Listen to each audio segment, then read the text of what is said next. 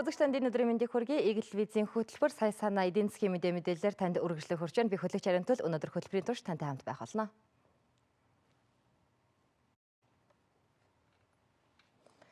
Манай улсад 140 гаруй аж ахуйн нэгж үйл ажиллагаагаа явуулж байгаагаас өнгөрсөн онд 14 компани нүүрс экспортлсон бөгөөд үүнээс тогтвортой экспортын орлого бүрдүүлдэг 5-аас 6 аж ахуйн нэгжил байгаа юм а.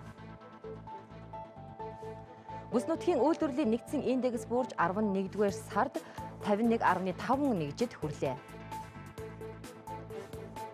2012 оны байдлаар олборлолтын хэмжээгээр манай урд хөрш жилдээ 3.5 тэрбум тонн нүүрс олборлолтоор тэргүүлжээ.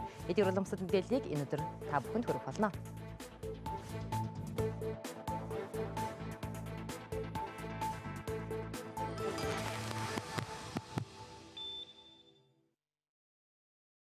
Эдийн засгийн мэдээллийн сая санаа хөтөлбөр тайм мэдээгээр та бүхэнд үргэлжлэн хүрч байна. Өнөөдөр энэ 7 хоногт бид нүүрсний экспортын талаар нүүрсийг тойрсон олон асуудлуудыг онцолж хүргэсэн. Тэгвэл өнөөдрийн мэдээлэл бол мөн адил нүүрсийг тойрсон асуудлуудаас бүрдсэн байгаа юм. Ингээс та бүхэнд товч мэдээлэл хүргэе. Бүс нутгийн үйлдвэрлэлийн нэгдсэн индекс 11-р сард 51.5% хүрсэн өмнөх сараас 1.4 нэгжээр бага үзүүлэлт юм а. Ийхүү буурахад үйлчилгээний салбарын удаашрал нөлөөлсөн байна. Харин Герман өсөлтөөрөө тэргүүлсэн бол Франц улсын эдийн засаг агшиж дефляцийн дарамт үүсэж болзошгүй гэж маркет судалгааны агентлагаас мэдээллээ. Хэдийгээр индекс 50-аас дээш утгатай байгаа ч буцаад хямрал руу орох эрсдэлтэй байна гэж маркетийн эдийн засагчид анхааруулж байна. HSBC PMI индекс 11-р сард 50.4 нэгжид хүрч өмнөх сараасаа 1.5 нэгжээр буурчээ. City Group-ийн эдийн засагт Дин Шуан сүүлийн үед бий болсон өсөлт оргилдоо хүрсэн болов зээлийн хатуу нөхцөл ба эдийн засгийн шинжилгээний ажил нь хөрөнгө оруулалт эдийн засгийн өсөлтөнд ачаа болохоор байна. Хэрэв дотоодын нийт бүтээгдэхүүний өсөлт 7%-аас буурвал шинжлэл удаашрна гэжээ.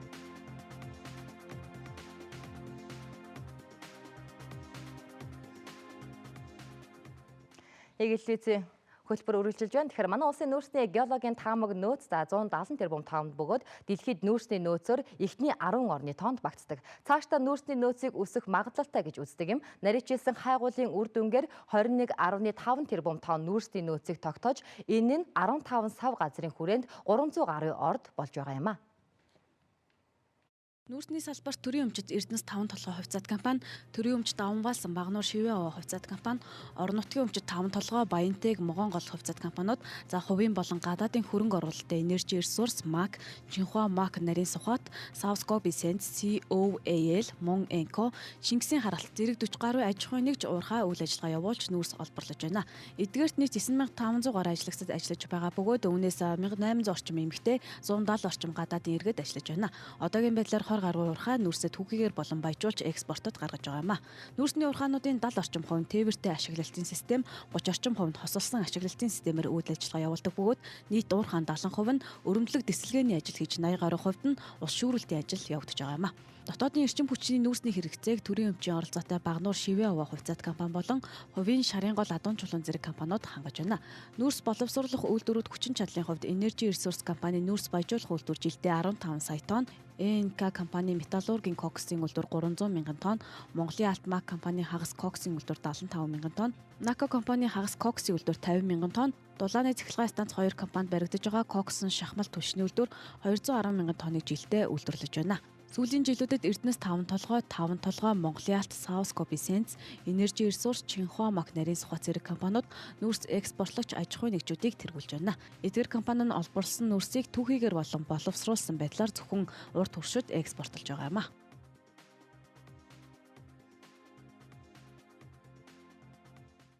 Дэлхийн нүүрсний зах зээлийг Азийн зах зээл тэр дундаа Хятад, Япон, Солонгос улс эзэлж байгаа учраас Монгол нүүрсний өрсөлдөх чадварыг нарийн төлөвлөгөөтэйгээр дээшлүүлэх шаардлагатай байна. Монгол нүүрсний өрсөлдөх чадварт манай нүүрсний чанар болон тээвэрлэлтийн зардал сөргөөр нөлөөлж байна. Манай улсад өнөөдрийн байдлаар 140 гаруй аж ахуйн нэгж нүүрсний салбарт үйл ажиллагаагаа явуулж байгаа юм. Үүнээс өнгөрсөн онд 14 компани л нүүрс экспортлсон бөгөөд тогтвортой экспортын орлого бүрдүүлдэг 5-аас 6 аж ахуйн нэгжил байгаа юм а. 140 гаруй аж ахуйн нэгжийн нийт хүчин чадал нь 100 гаруй сая тонн нүүрс олборлох чадамжтай гэж уул уурхай яам хэлдэг. Гэсэн хэдий ч тэдний гаргасан зах зээлийн судалгаагаар 2025 он гэхэд жилд 60-аас 70 сая тонн нүүрс гаргах боломжтой гэж байгаа юм. Хүчин чадлын хувьд өсөж боловч манай экспортын нүүрс чанарын хувьд гологдож байгаа юм. Учир нь манай ганц экспортлагч улс болох урд хөршид нүүрс нийлүүлэх сонирхолтой улсын тоо нэмэгдэж Австрали, Индонез улсаас гадна Орос, Канада, Америк нэгдсэн улс чанартай нүүрсийг хятад руу экспортлж байгаа юм. Гэтэл манай улсын хувьд экспортын тогтвортой орлого бүрдүүлдэг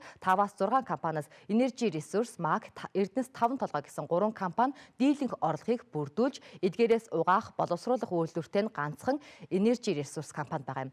Боловсруулсан нүүрсийн хувьд түүхийн нүүрсээс 2 дахин өндөр үнэтэй. Өөрөөр хэлбэл Energy Resource угаасан нүүрсээ $90 борлуулж байхад 5 толгой уурхайн аман дээрээс 40 омтонд $53 борлуулж байгаа юм. Energy Resource компани 15 сая тонн нүүрс олборлохоос 50%-ийг нь буюу 7.5 сая тонн угаасан нүүрс гаргах хүчин чадалтай. Өнөөдрийн байдлаар 14 сая тонн нүүрс олборлож үүний 5 сая тонн нүүрсийг угааж боловсруулж байна. Хүчин чадлынхаа хүрээнд бусад үйлдвэрийн түүхийн нүүрсийг боловсруулах боломжтой ч үүнийг хэрэгжүүлдэггүй. Харин 5 толгой компанийн хувьд 10-аас 15 сая тонн нүүрс угаах хүчин чадалтай үйлдвэр барих төлөвлөгөөтэй байгаа юм а.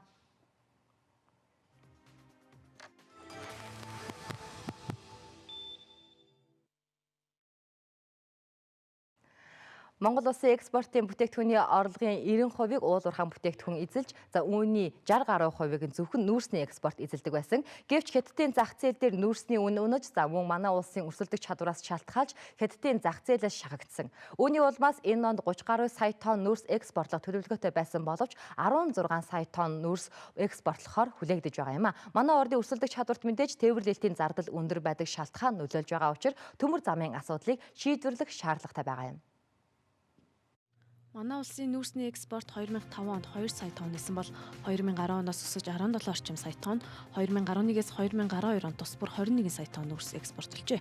Үүнээс өмнө Монгол улсын экспортыг Эрдэнэт үйлдвэрийн зэгсийн экспорт нуруунд дээр өрч 20-30% эзэлдэг байсан бол нүүрс 60% хүрэхэд Монголын эдийн засаг нүүрснээс хараат болсон юм а. Нүүрсний экспорт огцом өссөн шалтгаан нь хятадын зах зээлийн томоохон экспортлагч орн болох Австрали улсад нүүрсний урхаа усан давснаар хятадын зах зээл томоохон орон зай бий болж манай улс энэ боломжийг ашиглан тоглолт хийж чадсан юм а. Гэвч одоо Австрали улсын байдал иргэн сэргэж хятад улсад нүүрс нийлүүлэх сонирхолтой нийлүүлэгчийн тоо жилээс жилд өсөж байгаатай холбогдуулан нүүрсний үн буурч байгаа юм а. Өөрөөр хэлбэл хятад улс сонголттой болж байгаа. Аль улсаас нүүрсээ авах вэ? Аль хэмдээ л авна гэсэн. Ингээ хямдны өрсөлдөд эхлэхээр зэрэг хамгийн бага зардлаар бүтээгдэхүүн үйлдвэрлэж гаргаж байгаа компани ашигтай ажиллаж чадна. Тэр одоо тэнд бараа бүтээгдэхүүн борлуулж чадна. Хин одоо бараа бүтээгдэхүүнээ өндөр зардлаар үйлдвэрлэлтэнд өргөж чинь үн хямдраад ирэхээр тэр хүн алдагдaltaд ордог. Бүтээгдэхүүнээс зарж чадхаа болдог. Манай яг тийм нөхцөл байдалд бол гарсан. Манай улсын нүүрсний өрсөлдөх чадварыг тээврийн зардал доош нь чангааж байна гэж хэлж болно.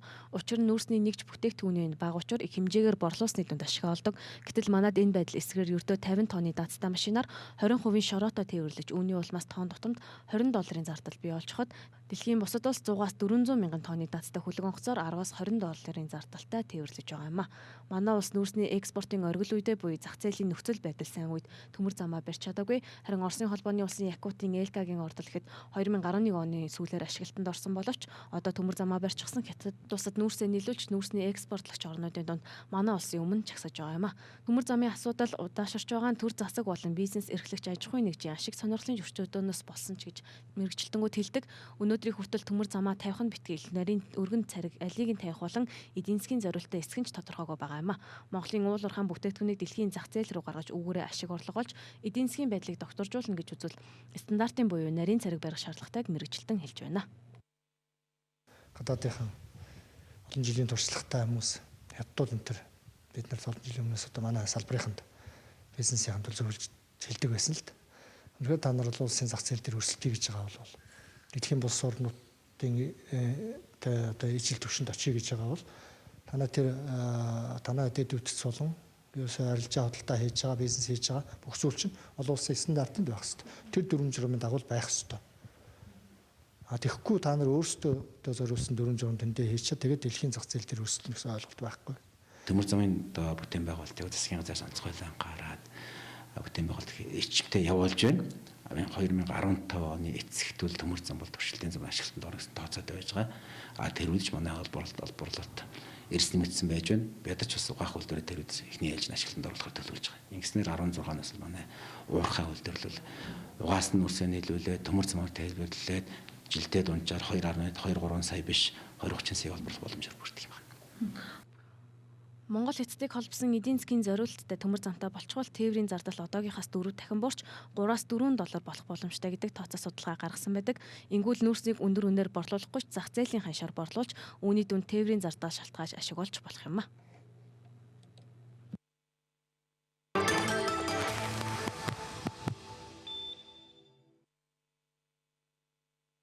Тойрсон энэ олон асуудлуудаас гадна хууль эрх зүйн орчинд тааруу байгаа нь экспортод сөрөг нөлөөллийг үзүүлсээр байгаа юм. Хэдийгээр хөрөнгө оруулалтын шинэ хууль батлагдсан ч байдал сайжрах болоогүй байна гэж салбарынхан хэлж байгаа юм а. Манай улсад хөрөнгө оруулалтын тухай нэгдсэн хууль байхгүй. 1991 онд батлагдсан гадаадын хөрөнгө оруулалтын тухай хууль өнөөдрийн хэрэгцээ шаардлагыг хангахгүй нь нийгэмд ойлгомжтой болсон юм. Харин шинээр батлагдсан хөрөнгө оруулалтын тухай хууль өнөөдөр цаасан дээр буусан болохоос амьдрал дээр хараахан үр дүнгээ өгөх болоогүй байгаа юм а. Нэгэнт одоо Монголын хууль эрх зүйн орчин тогтворгүй, найдваргүй гэдэг ийм ойлголтыг бол маш олон оронд, маш олон одоо гадны хөрөнгө оруулагч нарт өгсөн мессеж учраас энийг буцааж одоо эргүүл сэргээхэд бол бас тодорхой хэмжээний хугацаа үйл ажиллагаа шаардагдана. Ялангуяа саяны гаргасан хуулиа сайн сурталчлах асуудал бол чухал байна. За мөн дээр нь одоо эрх соёлын салбарын бодлогын баримт бичгийг хурдан гаргах, цаашлбал ашигт малтмлын хуулинд нэмэлт өөрчлөлтийг бол түргэн оруулах. Гэх мэтлээ одоо нэлээд ажлуудыг хийхгүй бол Монголд хөрөнгө оруулалтын асуудал бол бас төдийл нэмэгдэхгүй байна. За дээр нь нүүрсний салбарын хөрөнгө оруулалтын дээр бол одоо бас энэ эрх зүйн орчноос гадна төрийн зарим одоо бодлого үйл ажиллагаа бол бас буруу байгаагаас болж энэ гадаадын хөрөнгийн бирж дээрх манай одоо ордуудын хувьцааны ханш унж байгаа явдал бол байна. Энэ бод жишээ хэлбэл одоо Ховд аймагт байдаг Монэнко гэдэг компани хувьцаа бол одоо энэ компанийг стратегийн ордод оруулах асуудал яригдж ийм шийдвэр гараад энийг одоо зохион байгуулж эхэлсэнтэй холбогдуулаад Гонконгийн хөрөнгийн бирж дээр энэ компани хувьцаа бол одоо навс унсан байгаа. Одоо өнөөдрийн байдлаар энэ компани яг зогссон. Одоо Ховд аймгаач хангаж чадахгүй байдалд орсон. Маш их хөрөнгө оруулалт хийцэн. Энэ шиг одоо сайн төсөл байгаагүй гэж би хэлж болно. Монголд анх удаа одоо урхаагаа ажилуулахаас өмнө зам тээврийн асуудлыг шийдэж засмал замаа тавьсан 300 гаруй километр одоо замын асуудлыг шийдсэн. Ийм одоо сайхан төслийг одоо энэ төрийн янз бүрийн нөгөө төрд нийгэмчлэх, төрийн одоо өмч дав бугаалуулах энэ бодлогын үүднээс хийгдсэн энэ алдаатай үйл ажиллагаанаас болоод энэ компани одоо хувьцаа унаад бүх үйл ажиллагаа зогсож байна. Тэгэхээр энэ мэтлэн олон ийм компани одоо хувьцаа бол унтсан байгаа. Манай үндэсний зарим одоо компаниудын ч гэсэн хувьцаанд бас энэ сөргөөр нөлөөлж байгаа.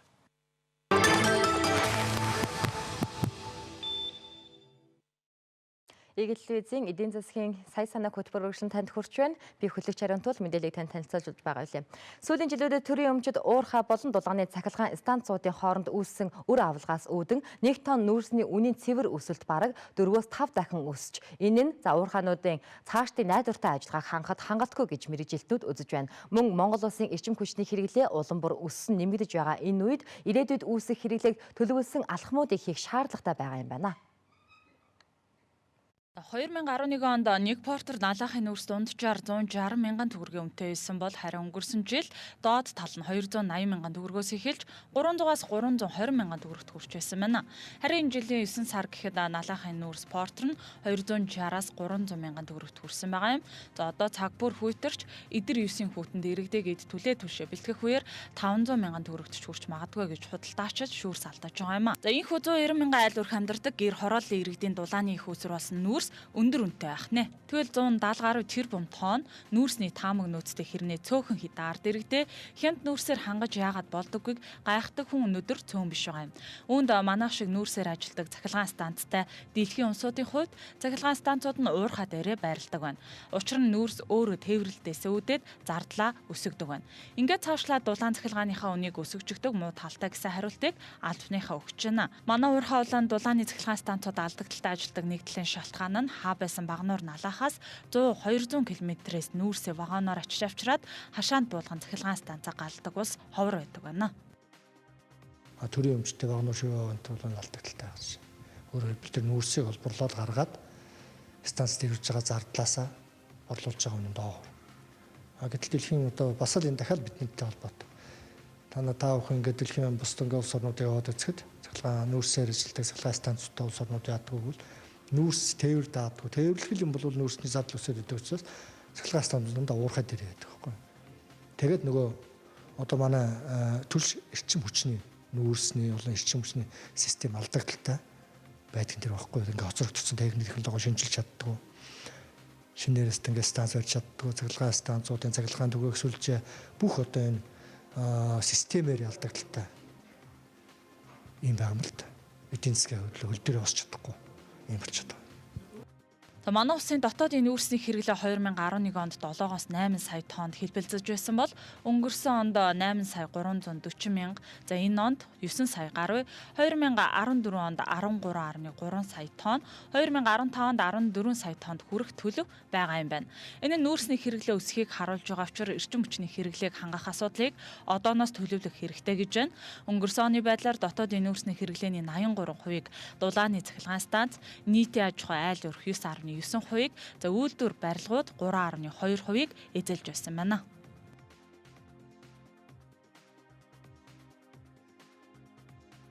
Сая санаа хөтөлбөр, эдийн засгийн хөтөлбөр маань за нүүрсний салбарыг онцлог хүргэж байгаа юм. За одоо та бүхэндээ Хятадын нүүрсний салбартай холбоотой мэдээлэл хүргэх гэж байна. Хятад улс өнгөрсөн онд 600 тэрбум тонн коксчих нүүрс хэрэглэсэн бол үүнийхээ 10% буюу за 60 сая тонны гадаадаас импортолж бусдыг нь өөртөө олборсон мэдээ байгаа юм а. Тэгэхээр 60-аас 70 сая тонн коксчих нүүрс нийлүүлэх зах зээлд манайхан за Австрали, Индонез гэсэн улсуудтай өрсөлдөж байна. Австралийн нүүрсний ордод өнгөрсөн жил усан давтахад манайхан Хятадын нүүрсний импортын 40%-ийг нийлүүлсэн.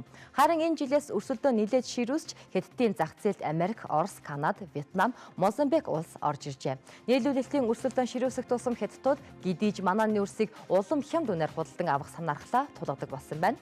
Өрсөлдөгч сайжирсны хажуугаар Хятад улс өөрөө асуудалтай болоод байгаа юм. Тухайлбал олон улсын валютын сан гэд судалгааны томоохон байгууллагууд ирэх онуудын Хятадын эдийн засгийн төсөөллийг гаргасан. Нэгэн үе эдийн засгийн өсөлт нь 14% хүрч байсан том эдийн засаг одоо 7% болж цаашлаад 7-оос доош орох магадлалтай болчихлоо. Ингэснээр Монголоос нүүрс авахаа багасгаж, за тэр нь бидний амьдралд хүн дээр тусган тодорхой. Энэ онд л гэхэд 34 сая тонн нүүрс нийлүүлж 470 тэрбум төгрөг олно гэж байсан ч оны эцэс гэхэд 16 сая тонныг л гаргахаар байгаа юм а. Хятад улс яагаад хүндрэх болсон нь олон шалтгаантай байгаа юм. За тухайлбал Хятадын улс төрд авилга далдуур хүчтэй байгааг зарим судлаачид анзаарсан. За мөн үйл хөдлөх хөрөнгийн үнийн хөөсрөл үүссэн. Барилга байгууламж ихээр баригдсан ч худалдан авалт байхгүй байгаа. Хүчээр үнийг барьж байгаа нь асуудал болоод байгаа юм а. Хятад улс нэгэн үе хэрэглэгч улс байсан бол одоо үйлдвэрлэл нь хэтэрж эргээд худалдан авах эрэлтэнд царцсан байгаа юм. Энэ бол эдийн засгийн царцаж байгаагийн том дохой гэж эдийн засагчдын олонх нь дүгнэж байна.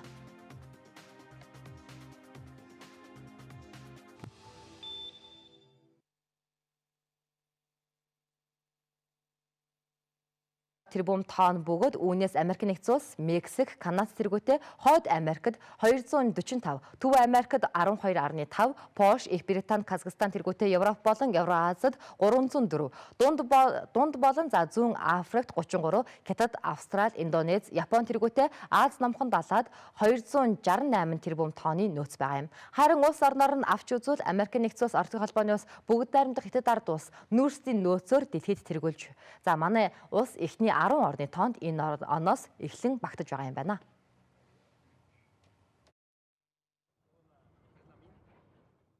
Дэлхийн нүүрсний нөөцийг олон улсад хүлээн зөвшөөрөгдсөн хоёр төрлийн аргаар тогтоодог.